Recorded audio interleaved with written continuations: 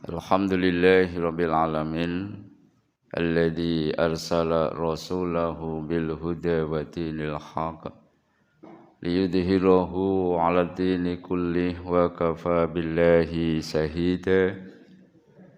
Ashhadu an la ilaha illallah wa ashhadu anna Muhammadan abduhu wa rasuluh. Allahumma salli ala Sayyidina Muhammad wa ala ali Sayyidina Muhammad amma ba'd. Bapak Ibu jamaah rahimakumullah, alhamdulillah pada pagi hari ini kita bisa berkumpul dalam majelis taklim, majelis ilmu. Semoga apa yang kita lakukan ini Allah Ta'ala memberikan kepada kita keberkahan dan keridhoannya. Allahumma amin. Salawat dan salam semoga senantiasa tercurah kepada junjungan Nabi besar Muhammad sallallahu alaihi wasallam, untuk keluarga beliau, sahabat, dan kita senantiasa berdoa semoga kita ditakdirkan oleh Allah nanti di yaumil qiyamah pantas mendapatkan syafaat beliau. Allahumma amin. Jamaah rahimakumullah, pada pagi hari ini kita akan membahas atau mengangkat pada surat Al-Isra ayat yang ke-70, surat yang ke-17, ayat yang ke-70. A'udzubillahi minasyaitonirrajim. Walaqad karamna bani Adam wa hamalnahum fil barri wal bahr wa razaqnahum minat thayyibati wa faddalnahum ala katsirin mimma khalaqna tafdila. Terjemah dari ayat tersebut, dan sungguh kami muliakan anak-anak Adam dan kami bawa mereka di lautan dan di daratan di daratan dan di lautan, dan kami berikan kepada mereka rezeki dari hal-hal yang baik, dan kami utamakan mereka atas sebagian besar makhluk yang telah kami cipta dengan keutamaan yang sempurna. Kalau kita membaca ayat ini dan mengetahui terjemah dari ayat ini, kok rasanya kita jadi makhluk yang mongkok. Mongkok itu bahasa Indonesianya apa nggih? Bangga ya, bangga. Bangga dengan sangat bangga. Karena kita sudah dijadikan sebagai anak-anak Adam. Kemudian lebih lagi kita oleh Allah ditunjuk menjadi orang yang mendapatkan hidayah. Karena memang hidayah itu Allah memberikan, bukan kemudian kita cari. Ada dalam surat Al-Qasas ayat yang ke-56 itu dengan jelas menunjukkan bahwa hidayah itu pemberian Allah. Innaka la tahdi man ahbabta walakinnallaha yahdi man yasha wa huwa a'lamu bil muhtadin. Sesungguhnya engkau wahai Rasul tidak dapat memberikan petunjuk kepada orang yang engkau cintai sekalipun. Kalimatnya menggunakan kata engkau cintai sekalipun. Akan tetapi Allah lah yang memberikan petunjuk ya, kepada siapa yang Ia kehendaki, dan Dia Allah Maha tahu siapa yang pantas untuk mendapatkan petunjuk. Jadi alhamdulillah kita ini oleh Allah dianggap sebagai makhluk yang pantas untuk mendapatkan petunjuk. Nah, dari anak Adam kemudian kita menjadi hamba Allah yang menerima petunjuk, maka ketika membaca surat Al-Isra ayat 70 ini, ya tadi rasanya kita mongkok betul. Namun di balik kemongkokan itu tentu pasti ada konsekuensi logisnya. Ya, ada konsekuensi logisnya ini para jamaah. Ya, apalagi kita sudah berani mengucap kalimat syahadat, itu berarti ada konsekuensi logis. Karena semua yang berbasis dari akad itu pasti konsekuensi logisnya tidak ringan. Bapak Ibu sekalian, kita yang bapak-bapak ini kan dulu pernah melakukan akad ya. Kalau di bahasa Indonesia kan jadi akad, dalam bahasa Arabnya adalah akad. Akad itu sesuatu yang mengikat. Kemudian di dalamnya ada ijab dan ada qabul. Bapak masih ingat qabulnya? Masih nggih? Atau wis dilalekke? Yaitu ketika kita bagi bapak-bapak itu mengucapkan kata-kata qabil tu nikahaha wa taswijaha bimahrin madkur kalau yang pakai bahasa Arab. Ya, lebih singkat yang pakai bahasa Arab daripada yang pakai bahasa Indonesia.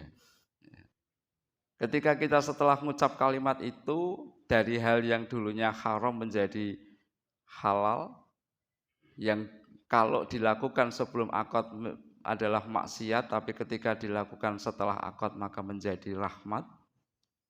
Tetapi di balik itu, ya, atau bapak-bapak ingin masih mengucapkan kalimat itu?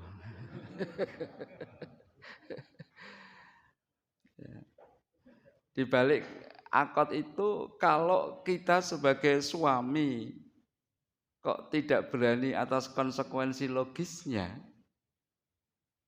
maka kita akan mendapatkan suatu sebutan, entah itu dari istri kita atau dari mertua kita atau dari masyarakat kita, yaitu the loser, pecundang. Ya. Pasti akan mendapatkan sebutan itu kalau kita tidak berani atas konsekuensi logisnya. Demikian juga di surat Al-Isra ayat 70 tadi. Kalau kita tidak berani konsekuensi logisnya, ya bisa jadi kita akan menjadi makhluk yang disebut makhluk yang pecundang. Nah, di surat Al-Isra ayat 70 tadi, jamaah rahimakumullah, kita ini betul-betul oleh Allah dimuliakan dari seluruh makhluk yang pernah Allah cipta, dan termasuk di dalamnya adalah malaikat. Mungkin kita akan bertanya-tanya, kok bisa kita itu lebih mulia dari malaikat? Apalagi kalau kita menyebut malaikat Jibril, yang malaikat Jibril itu juga mendapatkan kalimat alaihi salam. Dan kita tahu malaikat Jibril itu sangat dekat sekali dengan Rasulullah SAW. Apalagi kalau pas Ramadan. Rasul menyebutkan ketika Ramadan itu dari hari pertama sampai dengan hari terakhir, malaikat Jibril terus mendatangi Rasul untuk bertadarus. Kok bisa kita lebih mulia daripada malaikat? Nah, mari kita kaji kenapa kok kita bisa disebut sebagai lebih mulia dari makhluk-makhluk yang lain, dan tentunya kita membahas juga konsekuensinya. Yang pertama, malaikat tadi, makhluk Allah yang Allah cipta. Penyifatan terhadap malaikat itu sebutannya jelas sekali bahwa mereka tidak pernah bermaksiat dengan apa yang mereka diperintahkan, dan mereka senantiasa melakukan apa yang diperintahkan. La ya'suna ma amarallah wa yaf'aluna ma yu'marun. Nah, ketika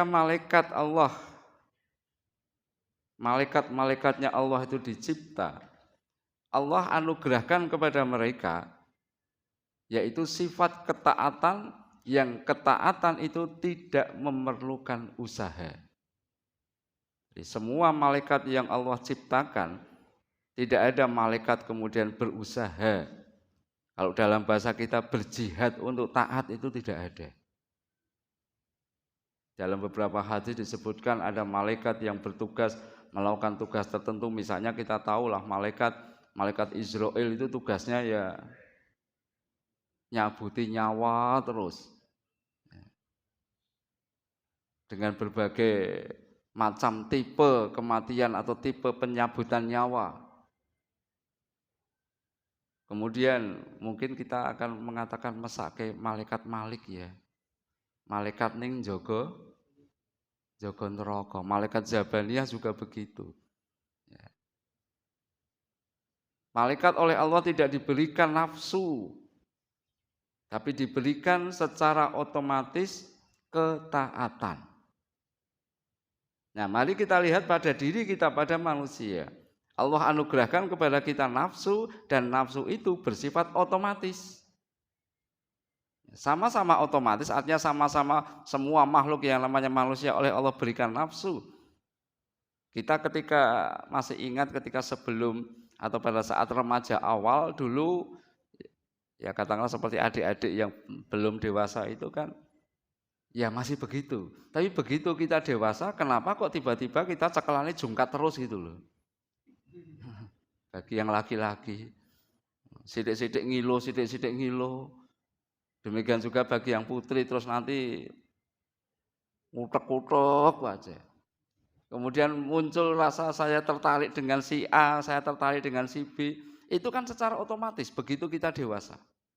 Kita tidak perlu berusaha untuk mendapatkan nafsu. Tapi Allah berikan kepada kita nafsu ketika pada usia yang disebut dengan usia baligh atau usia mukallaf. Sedangkan untuk taat para jamaah, ketika ada perintah kepada diri kita untuk melakukan ketaatan, kita butuh usaha tidak para jamaah? Sangat butuh berusaha. Kata-kata jihad itu ada pada diri manusia kalau kita mau melakukan ketaatan. Dari sini sudah kita bisa mengetahui mengapa kita oleh Allah dimuliakan dibandingkan dengan makhluk yang lain. Kita diberi nafsu secara otomatis, padahal dalam surat Yusuf Allah Ta'ala menyatakan inna nafsa la'ammaratun bisu illa ma rahima rabbi. Sesungguhnya yang namanya nafsu itu senantiasa mengajak kepada perbuatan-perbuatan yang buruk, kecuali nafsu yang Allah sayangi. Nah, ini para jamaah, kita ini diberi nafsu, padahal nafsu itu mesti ngajak suloyo. Suloyo itu singkatan ya. Asu ulo karo boyo. Ratau petuk gitu ya. Jadi Allah Ta'ala memerintahkan kepada kita untuk taat, Allah Ta'ala memberikan kepada kita nafsu, padahal nafsu senantiasa mengajak kepada kebengkokan, kecuali yang Allah sayangi. Jadi tidak, misalnya para jamaah, kita merasakan, mungkin bagi kita yang sudah terbiasa sholat berjamaah, mungkin tidak begitu merasakan perjuangan, tapi bagi yang belum para jamaah, untuk tangi subuh, ngele pol para jamaah. Itu buktinya bahwa yang namanya kebaikan itu nanti mencandu. Jadi jangan merasa, kok kebaikan kok nyandu. Iya, kebaikan itu nyandu. Tidak semua candu itu buruk. Siapa dari kita yang putranya lebih dari satu? Banyak nggih? Gara-gara napa niku? Nyandu. Saya 3. Pak Joko pinten Pak Joko? Oh 3 lah ya. Apalagi orang tua kita dulu itu masya Allah nyandunya luar biasanya. Ya. Kebaikan itu nyandu juga. Maka konsekuensi logis kita mendapatkan nafsu dan juga diperintah oleh Allah, maka mari kita sama-sama bersifat ihtiyat, hati-hati. Sebab yang namanya musuh kita tidak akan pernah mandek dalam menghadang kita. Tanda petik yang namanya seton, ya, tanda petik ya para jamaah, istiqomah kok menggoda kita. Tanda petik maksudnya. Karena setan tidak pernah kok pindah dari jalur penggodaan, itu enggak pernah. Dan luar biasa strateginya. Saya lupa saya pernah menyampaikan di sini atau tidak, bahwa yang namanya ketika kita sholat itu yang menggoda pada diri kita itu setan-setan tingkat jenderal para jamaah. Saya enggak nyebut jenderal bintang 1 atau bintang 2. Karena sekarang yang sedang tren bintang 2. Tapi kalau setan-setan yang goda kita dalam bentuk yang orang bilang memedi, ya pocongan, kuntilanak dan sebagainya, itu setan-setan tingkat kerucuk nih. Tingkat kerucuk. Mengapa? Karena kalau setan goda manusia dalam bentuk seperti itu sebenarnya kontraproduktif dari apa yang diharapkan oleh iblis. Ketika kita digoda dalam bentuk pocongan, bisa jadi mulut kita langsung mengucapkan a'udzubillahi minasyaitonirrajim. Dan itu tidak dikehendaki oleh iblis. Setan itu berharap nggoda menungso ora krasa digoda atau bahkan seneng digoda. Dan dalam kitab Tambihul Hafilin, kalau para jamaah kagungan di sana disebutkan, kalau setan itu berhasil menggoda manusia pada saat sholatnya, maka setan itu pulang dari penggodaannya itu disambut oleh pasukannya dengan penuh kebanggaan. Ya. Kan setiap dari kita ketika sholat pasti didatangi tiga godaan para jamaah. Monggo dirasakan masing-masing. Yang pertama godaan malas. Ada adzan malah sing adzan diseneni. Kok yo adzan kok cepet men mbok mengko ngopo to? Apalagi kalau asar itu loh para jamaah. Nah. Borodo mengko ngopo to? Tanggung ngono lho. Waktune isih dawa, malah sing adzan sing diseneni. Ya. Kemudian yang kedua para jamaah, setan mendatangi dalam memberikan al-ajalah, keterburu-buruan. Bisa jadi ketika dalam keadaan biasa kita itu bisa santai, bisa mat-matan, tapi begitu sholat kok kenapa bibir kita bisa cepatnya luar biasa, gerakan kita seperti gerakan burung mematok makanan. Sehingga terjadi kan sholat tarawih hanya 4 menit. Dan itu setiap Ramadan video itu ditayangkan dan mungkin tahun ini mungkin akan dipecahkan rekor mungkin 3 menit. Akan dipecahkan rekor. Kenapa bisa terburu-buru? Ya. Kalau kita bisa lepas dari godaan terburu-buru, maka godaan yang ketiga ini yang ya Allah ya Rabbi, kita terasa berat betul. Tapi itulah ujian yang pada diri kita, yaitu antakuna lahu surah. Setan memberikan pada diri kita itu gambar. Jadi ketika sudah takbir maka runtut gambar yang muncul dalam pikiran kita. Apapun bentuk gambarnya, runtut itu. Apalagi kalau pas yang mau mantu, waduh.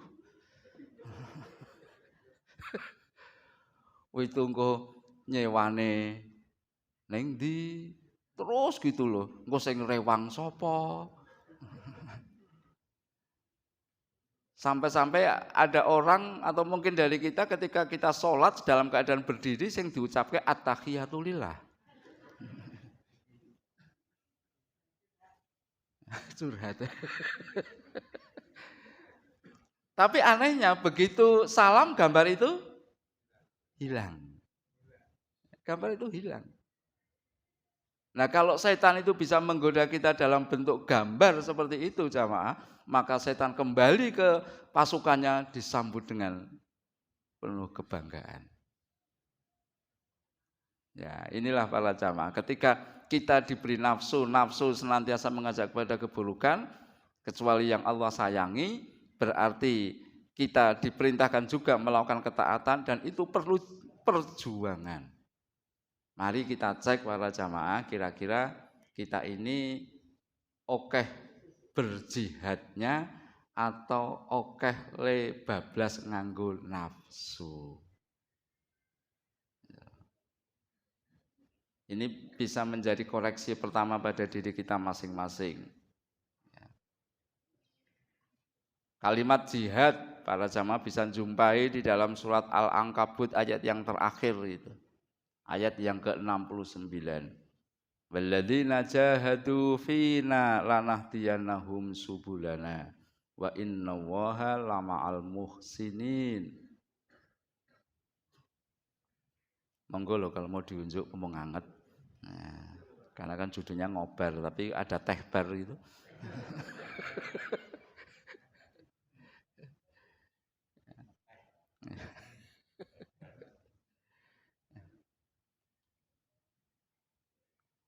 Walladzina jahadu fina, dan orang-orang yang bersungguh-sungguh dalam menempuh jalan kami. Nah, ada kata-kata bersungguh-sungguh. Ya. Bagi malaikat tidak perlu kata-kata sungguh-sungguh, karena memang sudah otomatis. Lanahdiyannahum subulana, pasti akan kami berikan petunjuk dalam menempuh jalan kami. Jadi kita tidak perlu ada kekhawatiran mengkopiye. Kalau kita bersungguh-sungguh dalam koridornya Allah, Allah pasti memberikan cara-cara yang diberikan kepada kita. Wa innallaha lama'al muhsinin, dan Allah senantiasa menyertai orang-orang yang berbuat kebajikan. Tapi jamaah rahimakumullah, harus kita sadari ketika ayat ini turun, iblis itu juga dengar. Itu kan di surat Al-Jin juga diterangkan kan. Ya. Persis seperti Rasul menyebutkan awwalu ma yuhasabu bil abdi yaumal qiyamah as-shalah. Idza saluhat saluha kullu sa'iri amali wa idza fasadat fasada kullu sa'iri amali. Ketika Rasul kita menyebutkan hadis itu, iblis juga dengar. Yang pertama kali dihisab terhadap seorang hamba di hari kiamat adalah sholat. Jika sholatnya benar, maka seluruh amalnya oleh Allah dinilai benar. Jika sholatnya rusak, maka seluruh amal pun dinilai oleh Allah rusak. Nah, ketika Rasul menyebutkan ini, menyabdakan ini, ada dua kelompok yang mendengar. Satu kelompok sahabat, yang dua kelompok iblis atau kelompok setan. Produknya berbeda, para sahabat kemudian ekstra hati-hati dalam sholat, sedangkan kelompok setan produknya adalah ini sebagai langkah yang sangat strategis untuk menggoda manusia. Itu bedanya. Oleh karena itu tidak heran para jamaah, kalau sudah dengan persoalan sholat, itu sudah tidak bisa dinalar lagi. Kenapa orang kok tidak mau sholat berjamaah? Itu sulit untuk dinalar. Ya Rasul memberikan ancaman yang luar biasa, atau memberikan tamsil yang juga luar biasa, khususnya misalnya sholat subuh. Jika orang-orang itu tahu tentang fadilah sholat subuh berjamaah, maka meskipun mereka dengan cara merangkak, mereka akan datang. Itu kan ekstrim kan para jamaah? Ekstrim. Tapi itu para jamaah, tentang persoalan sholat memang jadikan lahan strategis untuk setan itu menggoda kita dan menghancurkan kita. Saya tahu di Minomartani ini masjidnya kan banyak sekali. Ya, banyak sekali itu, di pojok situ juga ada masjid. Begitu masuk sini masjid ini Assalam nggih. Assalam ngidul sidik, sebelumnya Masjid Al-Huda, Baitur Rahim nggih. Baitur Rahim. Itu ringnya itu kira-kira kalau 2 kiloan ada enggak itu? Enggak ada. Enggak ada. Ratusan meter sama. Ya. Dan saya yakin kita pernah mendengar hadis ketika orang buta minta rukhsah. Ya, orang buta rukhsah itu keringanan. Orang buta yang minta rukhsah dari Rasul karena tidak ada yang memapah, tidak ada yang mendampingi untuk datang ke masjid. Ya Rasulullah, aku ini orang buta yang tidak ada yang memapahku untuk datang ke masjid. Bolehkah aku sholat di rumah? Pada kesempatan yang pertama Rasul disebutkan farokhosolahu. Beliau memberikan keringanan. Nah, kemudian orang itu mengucapkan terima kasih dan akan pulang ke rumah. Tapi disebutkan dalam hadis itu walamma tawalla anhu. Ketika orang itu sudah berpaling dari Rasul, Rasul bertanya, hal tasmi'un nida? Kowe krungu adzan ora? Ya Rasul, saya ini orang buta, bukan orang kalau budek itu tuli. Ya, saya ini orang buta, bukan orang tuli. Maka Rasul meneruskan sabdanya fa'ajib. Jika demikian kamu harus jawab panggilan adzan itu untuk datang ke masjid. Itu juga ekstrim loh para jamaah. Wong wuta ora ana sing mapah, Rasul tidak memberikan keringanan. Mari kita feedbackkan untuk kita, umpan balikan kita. Kita alhamdulillah dengar. Mripate weruh, dalane padang. Jarake cedak. Itu aja banyak pakai motor toh itu. Nah. Ya. Dengan ring yang tidak ada 2 kilo atau 1 kilo yang hanya ratusan meter, kuping kita mendengar. Tapi mengapa kok berat? Ada orang beralasan, saya kan suami, saya kan imamnya istri, maka saya ngimami. Saya pernah mendengar kalimat itu secara langsung. Saya pernah betul itu. Ketika diajak itu jawabnya gitu, saya kan kepala keluarga, saya kan imam, saya harus ngimami istri-istri saya. Istrinya disebutkan lebih dari 1. Ngimami istri-istri saya. Kalau berani kita ngomong seperti itu, berarti kita merasa lebih alim, lebih khusyuk, lebih takwa daripada Rasul. Ya. Atau ada yang beralasan saya merasa lebih khusyuk kalau sholat di rumah. Wangun. Ya, berani ngomong begitu. Berarti ketika ngomong begitu itulah setan. Ya. Ini satu hal yang mari sama-sama kita pahami betul para jamaah. Maka ketika kita bisa berikhtiat ngati-hati betul dalam berjuang, dalam berjihad, sehingga kita bisa mengendalikan nafsu, karena memang tidak ada perintah untuk membunuh nafsu atau menghilangkan nafsu, tidak ada perintah, bahkan dosa. Dalam hadis yang sahih dan mutawatir disebutkan, naha Rasulullah sallallahu alaihi wasallam anit tabattuli bin nahyin sadidin.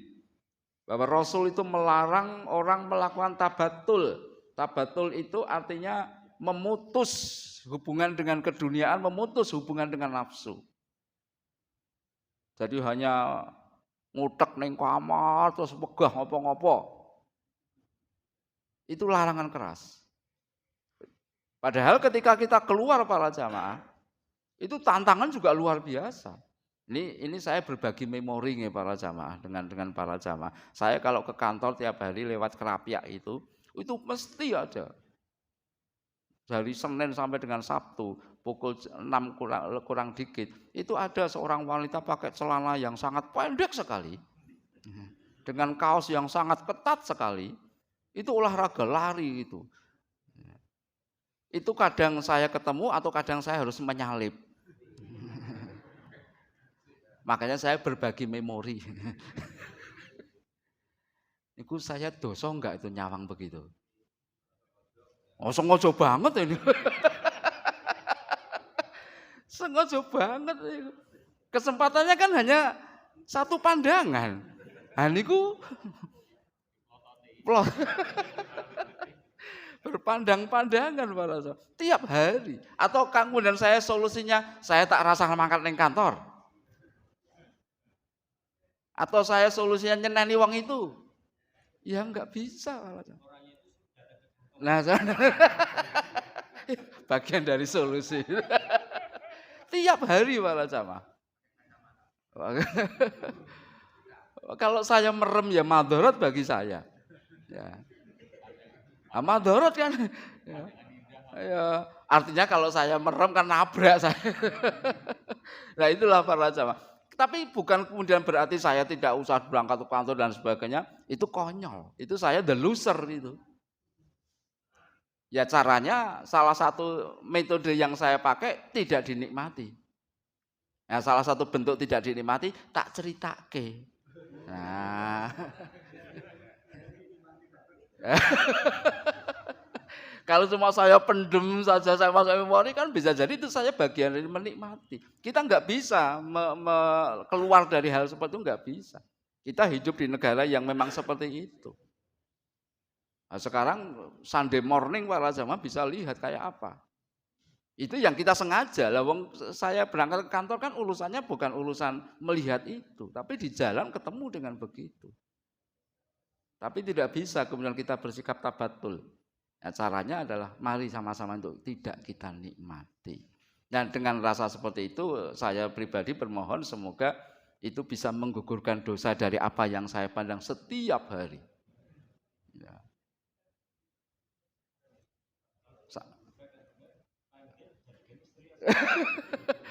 Oh itu ya Allah celananya itu bisa jadi 40 cm dari dengkul itu. Ya, sampai saya ngukur seperti itu. Nah kemudian yang kedua para jamaah. Tadi yang pertama malaikat, yang kemudian yang kedua antar manusia. Ya, antar manusia. Antar manusia pun kita tahu di ayat Allah pada surat Ali Imran ya. Allah Ta'ala memberikan derajat orang-orang mukmin itu luar biasa dengan ayatnya wala tahinu wala tahzanu wa antumul a'launa in kuntum mu'minin. Ali Imran 139. Janganlah kalian merasa hina dan janganlah kalian merasa takut. Kalian itu golongan yang paling tinggi jika kalian betul-betul beriman. Persyaratannya keimanan. Ini stempel bagi orang-orang mukmin para jamaah. Wala tahinu wala tahzanu wa antumul a'laun. Kalimatnya menggunakan kata-kata al-a'laun. Al-a'laun itu kalau dalam bahasa Arab wazannya adalah af'alu. Paling. Ya, paling. Al-a'laun, paling tinggi. Tapi dengan syarat jika kalian betul-betul beriman. Ini mari sama-sama kita rasakan antar manusia saja. Yang pertama antar makhluk kita sudah ditinggikan, antar manusia Allah tinggikan orang-orang mukmin. Nah, persoalannya apa bentuk al-a'launnya? Ya. Kita oleh Allah dikehendaki bukan hanya pada derajat manusiawi saja. Kita diinginkan atau dikehendaki oleh Allah itu masuk dalam derajat imani. Pakai I bukan pakai E. Derajat imani. Saya akan sampaikan beberapa contoh yang kadang kita sering membela diri dengan mengucapkan kata-kata itu kan manusiawi. Contoh para jamaah. Mengeluh itu manusiawi tidak? Sangat manusiawi karena ayatnya juga menyatakan hal itu di dalam surat Al-Ma'arij. Al-Ma'arij ayat yang ke-19 Allah Ta'ala berfirman innal insana khuliqa halu'a. Sesungguhnya manusia itu dicipta dalam keadaan berkeluh kesah. Idza masahu syarru jazua, jika ditimpakan padanya ketidaknikmatan sambatnya luar biasa. Wa idza masahul khairu manu'a, jika diberikan padanya kenikmatan pelitnya luar biasa. Berarti pelit juga manusiawi. Iya, pelit itu manusiawi. Lihat aja anak-anak itu ketika punya mainan dipamer kene nak dijaluk ra entuk. Ning pamer, aku duwe iki, nyilih moh. Nah, itu manusiawi sejak kecil aja sudah begitu. Nah, di ayat selanjutnya illal musallin, kecuali orang-orang yang melaksanakan sholat, alladzina hum fi sholatihim daimun, orang-orang yang melaksanakan sholat dengan ajeg. Ada dua strata. Yang pertama strata manusiawi, mengeluh, pelit, itu manusiawi.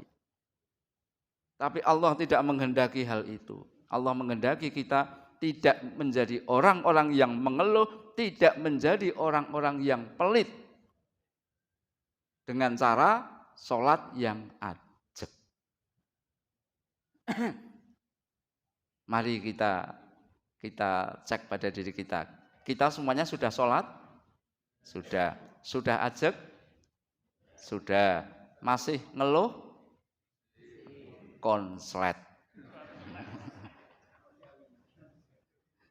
Ya itulah para jamaah. Kita rasakan betul. Kita dikehendaki oleh Allah tidak hanya sekedar pada manusiawi, kita derajat imani. Saya beberapa hari yang lalu melihat, ya kalau di jalan itu macam-macam, tapi ini ada pemandangan yang luar biasa, pemandangan yang kalau ini bukan tulisan di belakang truk. Ya, tulisan di belakang truk. Ya. Kalimatnya bagus. Kalimatnya begini, pakai bahasa Jawa. Ajek le nyukuri nikmat ngantek lali carane sambat wangun itu. Ya, ajek nyukuri nikmat ngantek lali carane sambat. Tapi kadang kita terbalik, ajek le sambat ngantek lali carane syukur. Nah, itu para jamaah. Ada contoh, ini contoh kejadian nyata betul. Kebetulan dulu teman kantor saya sudah cukup lama. Dia punya kolam gerameh di daerah Moyudan.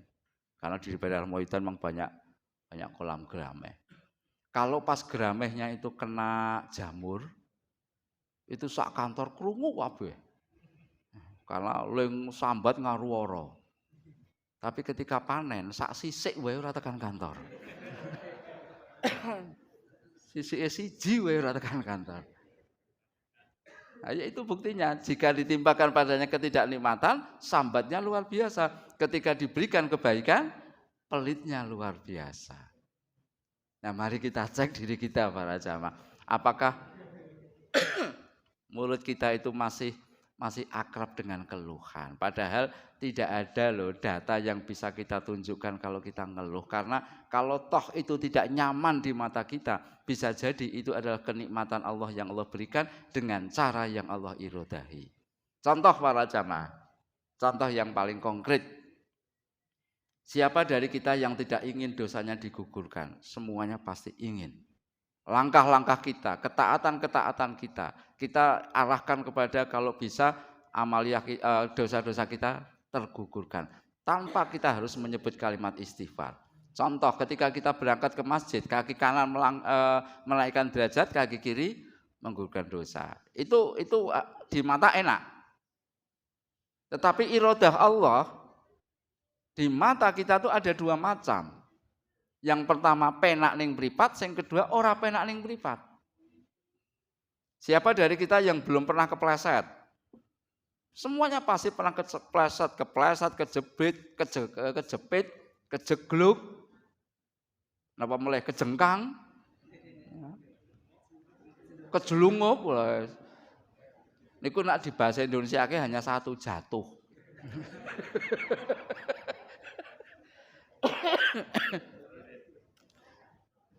Nah, pada saat kita kejepit, kejeglok, kepleset, apa yang kita ucapkan? Itu yang menentukan.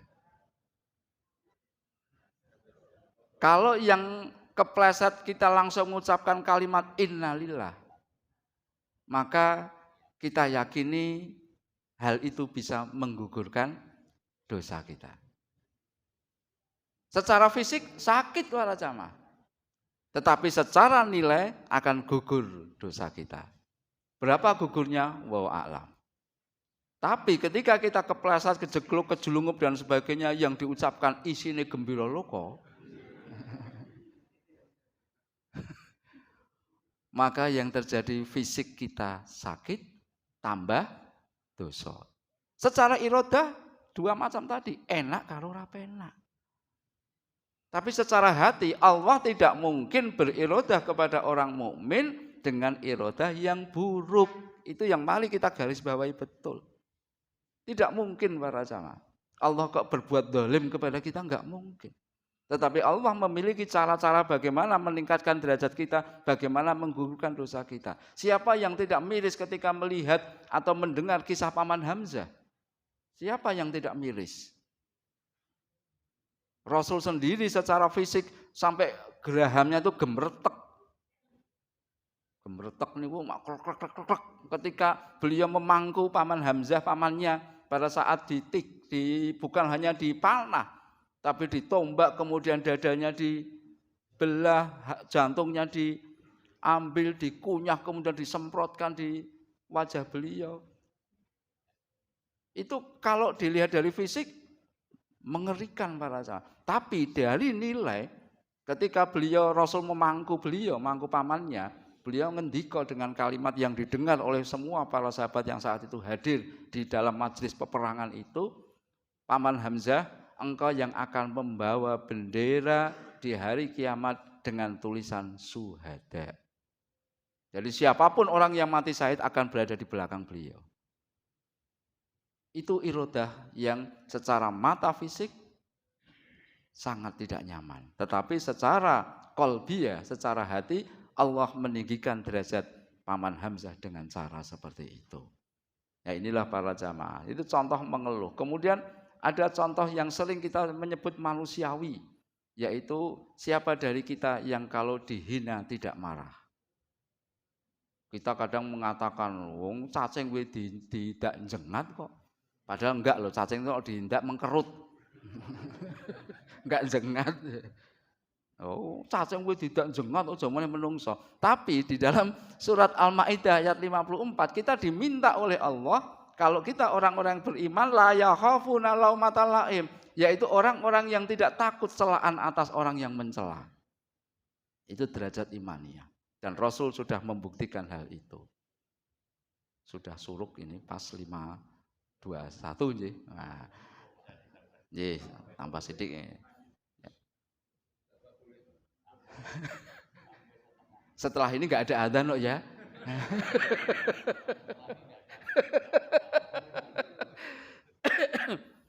Nah ini bukan hal yang kita rasakan, bukan hal yang ringan.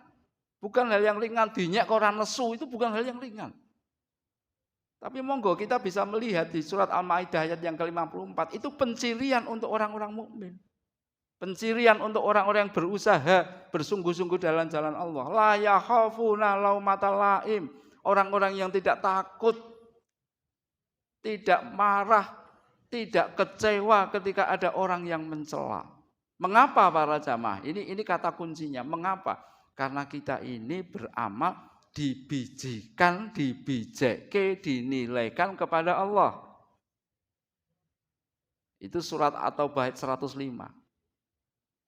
Surat yang ke-9 ayat 105. Amaliah kita dinilaikan kepada Allah. Dan prinsipnya, mari kita menggunakan sedikit logika sedikit saja.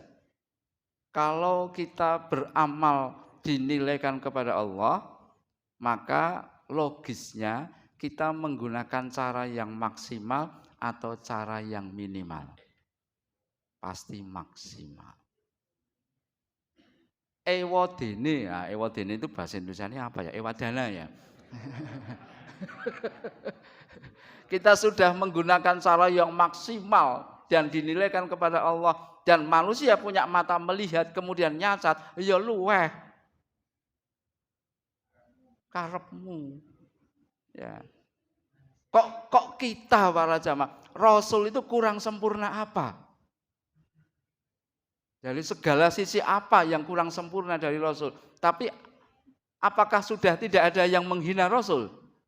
Saktekruk. Di dunia ini katanya sekarang manusia 7 miliar. 2,5 miliarnya yang tidak mencela. Sing 4,5 mencela semuanya. Itu manusia sempurna. Apalagi mau Pak RT, Pak RW. Pak Dukuh ya, siap-siap ya. Enggak mungkin kita satu RT kok seneng kabeh karo awake dhewe, itu enggak mungkin, Pak. Tapi itu prinsipnya bahwa kita melakukan amaliah apapun, mari sama-sama kita unjukkan nilainya agar Allah yang berikan penilaian dengan pendekatan yang maksimal. Kok orang lain melihat dengan pandangan yang buruk, kita simpulkan saja mripate kuwalik, gitu saja rampung. Ya, semoga ada manfaatnya. Assalamualaikum warahmatullahi wabarakatuh.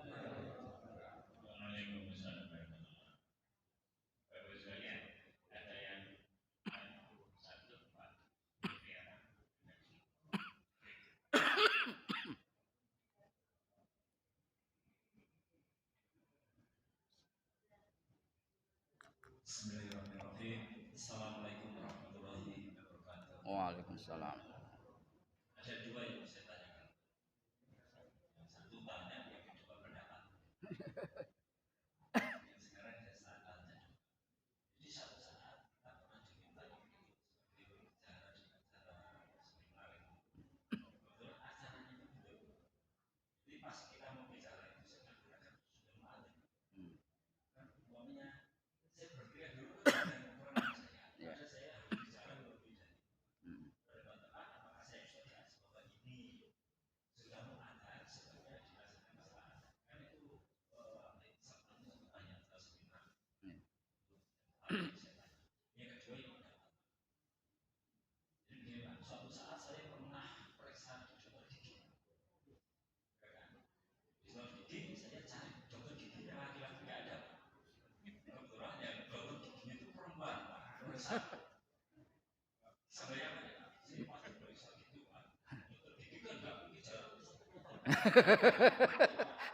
Ini juga berbagi memori ya.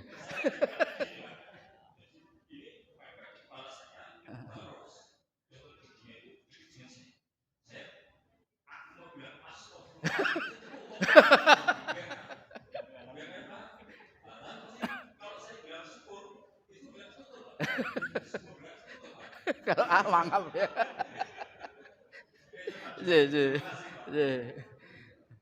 Atur nuwun. Ini ternyata juga berbagi memori.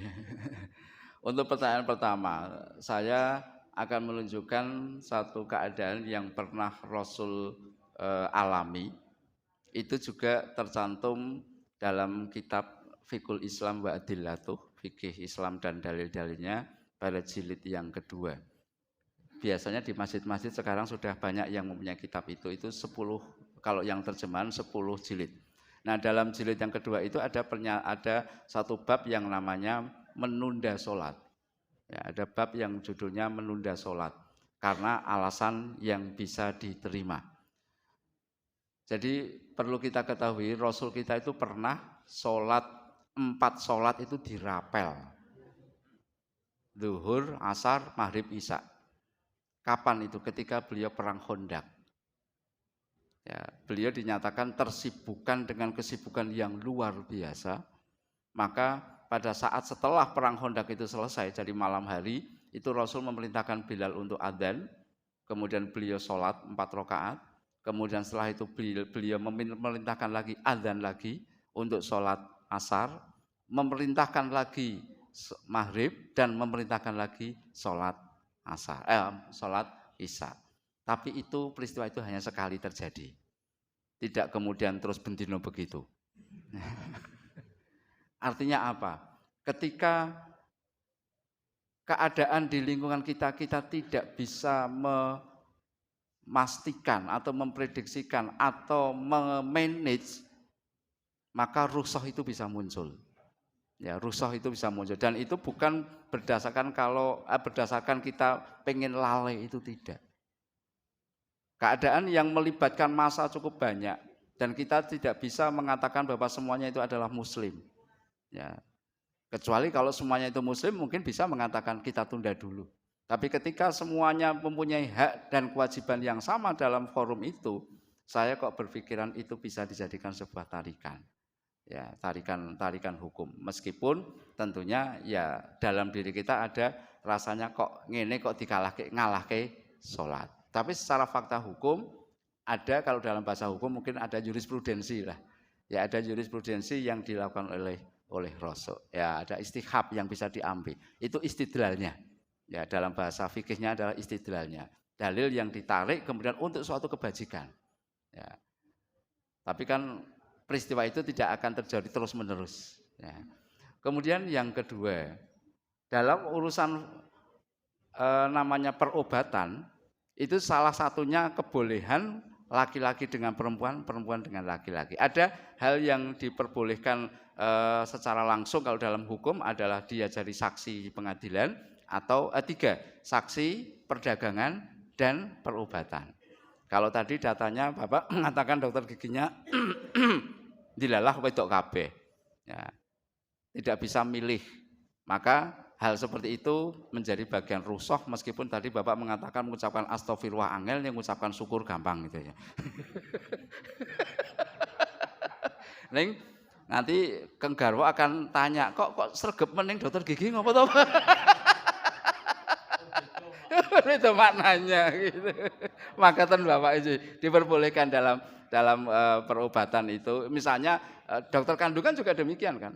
Dokter kandungan itu kadang laki-laki, padahal itu adalah hal seperti, maka itu adalah sesuatu keadaan yang sifatnya keadaan khas, keadaan khusus. Makatan Bapak ini. Iya. Masih ada lagi yang mau bertanya? Ampun. Kalau tidak ada berarti sudah paham semua. Waktu juga sudah menunjukkan pukul 5.31, jadi sudah bisa sholat syuruk. Untuk itu kami ucapkan terima kasih pada